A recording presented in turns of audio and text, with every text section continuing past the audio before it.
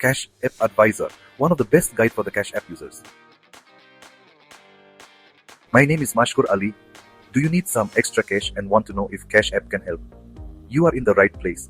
Today, I will guide you through the full process of getting a loan on Cash App if you qualify to apply and repaying the loan. Let's get started and see how easy it can be.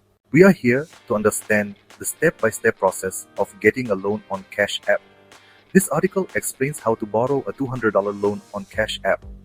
Whether you want to borrow $200 or a smaller amount, the process is exactly the same. As we scroll down in this article, we see a subheading titled, How to Borrow $200 from Cash App. In this subheading, they have clearly explained every step using screenshots. Before going through these steps one by one, it's important to know that Cash App allows you to borrow any amount between $5 and $200. You can repay it in 4 weeks and a 5% fixed fee applies. Now, let's understand these steps. First, you need to open the Cash App on your phone. On the top right corner, you will see the profile icon. Tap on it.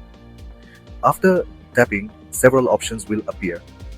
Scroll down to the bottom of the list. There, you will see an option called Borrow. Get funds instantly.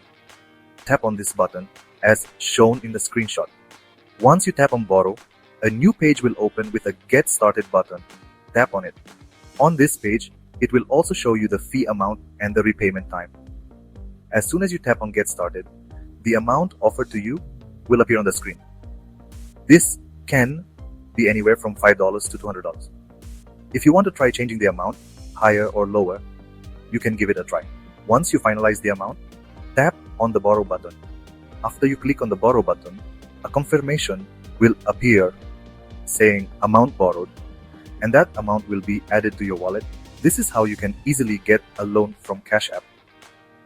If you want to understand this entire process through video, there's a video attached to the article. You'll find the link to that article in the description below.